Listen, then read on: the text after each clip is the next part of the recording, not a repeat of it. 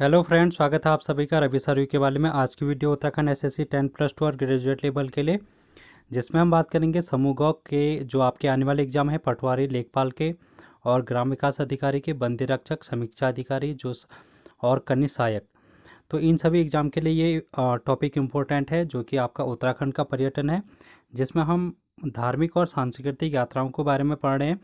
जिसमें हमने 4 क्लास अभी तक ले चुके हैं, जिसमें हमने चार धाम यात्रा, उत्तराखंड की जो चार धाम यात्रा है, गंगोत्री, यमुनोत्री, केदारनाथ, बद्रीनाथ, और उसके बाद हमने नंदा राजात यात्रा को देखा था, जो कि धार्मिक यात्राओं के रूप में जानी जाती है।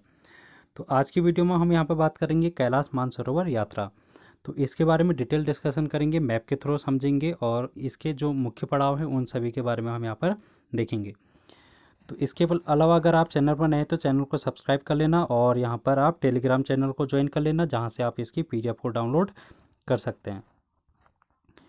इसके अलावा और भी क्लासेस हैं जो कि हमारे चैनल के माध्यम से आपको प्रोवाइड की जा रही हैं, जिसमें कि कंप्यूटर की क्लास हो गया, रीजनिंग की क्लास, और वर्ल्ड हिस्ट्री के टॉपिक यहाँ पर आपको कंप्लीट कराए जा रहे हैं, इंडिया का हिस्ट्री और उत्तराखंड का भूगोल, और साथ में कुछ previous year question 1000 plus static GK के क्वेश्चन भी यहाँ पर कराए जा रहे हैं। तो आप इन सभी को देखना, तो आने वाले एग्जाम के लिए आपके लिए यहाँ पर इम्पोर्टेंट रहेगा। तो चलिए शुरू करते हैं, और कैलाश मानसरोवर यात्रा को हम यहाँ पर देखते हैं। तो कैलाश मानसरोवर यात्रा अगर देखें तो ये कैलाश मानसरोवर जो आपको देखने को मिलेगा, ये तिब्बत वाले क्षेत्र में देखने को मिलता है, जो कि चीन में है। ठीक है, तो भारत और चीन के द्वारा ये संचालित यात्रा है, और ये कब शुरू होती है? जून में शुरू होती है, जून, जुलाई, अगस्त, सितंबर। तो ये इस तरीके से 40 दिनों की ये यात्रा है, जो कि हर वर्ष प्रतिवर्ष आयोजित की जाती है। इसका संचालन अगर देखें तो भारत विदेश मंत्रालय और कुमाऊं मंडल विकास निगम नैनीताल के द्वारा, और आईटीबीपी यानी कि भारत तिब्बत सीमा पुलिस के द्वारा ये आयोजित की जाती है या फिर संचालित की जाती है। ये जो यात्रा है मानसरोवर यात्रा, ये पिथौरागढ़ जो डिस्ट्रिक्ट है वहाँ के धारचूला से शुरू होती है, और कैलाश मानसरोवर का जो शिखर है कैलाश पर्वत, वहाँ तक ये यात्रा होती है, और 160 किलोमीटर ये पैदल यात्रा है, जो कि कुल इसकी दूरी मानी जाती है। अगर हम कैलाश पर्वत की बात करें तो तिब्बत में स्थित है ये, और इसकी ऊंचाई अगर आप देखेंगे तो 6638 मीटर, यानी कि 6638 मीटर इसकी ऊंचाई हाइट है समुद्र तल से। इसकी जो बनावट है वो शिवलिंग के आकार की तरह है, और ये यहीं पर आपको देखने को मिलेगा मानसरोवर झील देखने को मिलेगी, और इसी मानसरोवर झील से आप अनेकों नदियाँ प्रवाहित होती हैं, जो कि जैसे सिंधु हो गया, सतलज हो गया, और आपका ब्रह्मपुत्र नदियाँ, जो कि ये मानसरोवर झील के पास से ही प्रवाहित होती हैं, या फिर इनका उद्गम स्थल माना जाता है। इस यात्रा का अगर हम मार्ग देखें तो कहाँ से कहाँ तक है, तो अगर आप सबसे पहले अगर आप दिल्ली में हैं, दिल्ली से अगर हम बात करें तो दिल्ली से आप सीधे डायरेक्ट पहुंचेंगे हल्द्वानी, जो कि हल्द्वानी से बाद आप पहुंचेंगे अल्मोड़ा। तो दिल्ली से हल्द्वानी, हल्द्वानी से अल्मोड़ा, अल्मोड़ा से आप पिथौरागढ़ जाएंगे, और पिथौरागढ़ में जो आपका पहला पॉइंट मिलेगा वो मिलेगा धारचूला। धारचूला में ये फिर सारे पॉइंट आप धारचूला में ही देखेंगे, जैसे तवा घाट हो गया, नारायण आश्रम हो गया, सिनखा हो गया, बूंदी, गुंजी, काला पानी। काला पानी से आपको पता है यहाँ से जो काली नदी है वो प्रवाहित होती है। नवीधांग, जो कि अंतिम शिखर स्थल है उत्तराखंड का यानी कि भारत का। फिर आप लिपुलेख दर्रे पहुँचेंगे, जो कि अंतिम बिंदु है भारत का। फिर यहाँ पर से भारत चीन की सीमा लग जाती है, और फिर आप तिब्बत में पहुँचते हैं तो ताकलाकोट, फिर राक्षस ताल, फिर मानसरोवर झील, और इस प्रकार आप कैलाश मानसरोवर पहुँच जाते हैं। तो इसको हम मैप के थ्रू देख लेते हैं। यहाँ पर आप देख रहे हैं ये मैंने मैप बनाया है, जो कि आपको पिथौरागढ़ का मैप देखने को मिलेगा। ठीक है, तो ये पिथौरागढ़ का मैप है। इस तरफ तो नेपाल देखने को मिलेगा आपको। ठीक है, ये पूरब में आपको नेपाल देखने को मिलेगा पिथौरागढ़ के, और ऊपर आपको तिब्बत देखने को मिलेगा। ये ऊपर वाला इलाका जो है वो तिब्बत का इलाका है। ठीक है,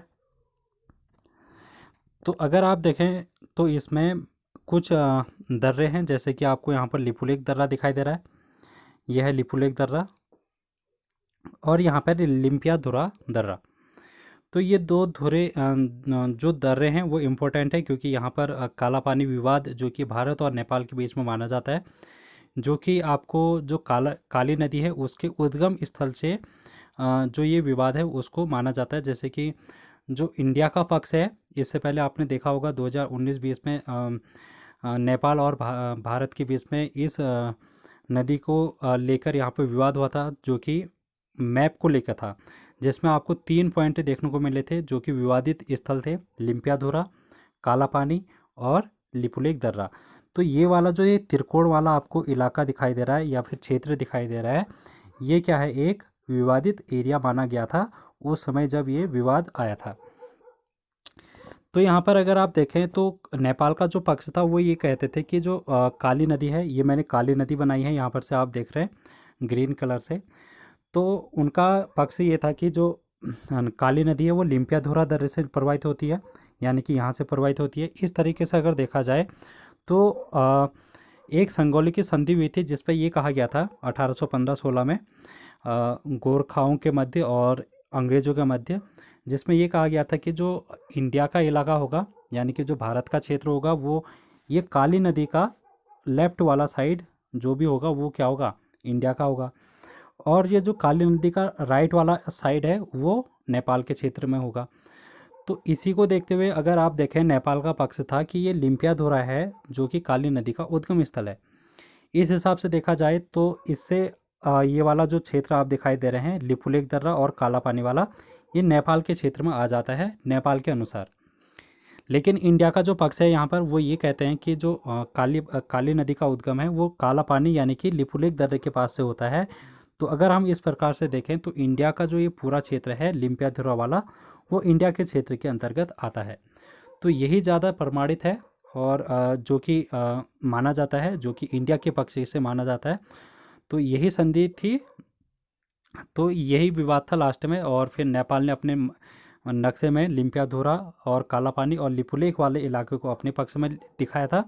उसके बाद कुछ समय बाद, कुछ महीनों बाद उसने फिर से अपना मैप चेंज करके वही पुराना वाला मैप अपने को दर्शाया था। तो आप समझ गए होंगे काला पानी जो विवाद है भारत और नेपाल के बीच में वो किस तरीके से है, और ये यहाँ पर आप देख सकते हैं। तो ये धारचूला का जो क्षेत्र है, यहाँ से ये कैलाश मानसरोवर यात्रा शुरू होती है, उसके बाद तवा घाट पहुँचती है, तवा घाट से नारायण आश्रम जो कि पिथौरागढ़ में है सब, बूंदी के बाद आप गुंजी पहुँचेंगे, और गुंजी के बाद आप यहाँ पर काला पानी पहुँचेंगे। काला पानी से यहाँ पर आपका जो नदी है काली नदी का, उसका उद्गम स्थल माना जाता है। उसके बाद आप यहाँ पर पहुँचेंगे नवीधांग, ठीक है, जो कि नवीधांग जो है भारत का अंतिम शिखर स्थल है। फिर आप लिपुलेख दर्रा पहुँचेंगे जो कि आपका अंतिम पॉइंट मिलेगा इंडिया का। फिर यहाँ पर आप भारत और चीन की सीमा देखने को मिलेगी जो कि ये है। फिर चीन में अगर आप तिब्बत में जाएंगे तो ताकलाकोट पहुँचेंगे। ताकलाकोट के ऊपर अगर आप जाएँ उत्तर में, तो यहाँ पर लेफ्ट साइड में आपको ये राक्षस ताल दिखेगा, और इसी के राइट में आपको यहाँ पर मानसरोवर झील देखने को मिलेगी। ये मानसरोवर झील है और यहाँ पर राक्षस ताल है। तो इस तरीके से ये यात्रा लास्ट में ऊपर इसके उत्तर में और जाएंगे तो यहाँ पर कैलाश पर्वत देखने को मिलेगा, जो कि एक शिवलिंग के आकार है। यहाँ पर जो भी यात्री आते हैं कैलाश मानसरोवर की, वो सबसे पहले मानसरोवर झील जाते हैं।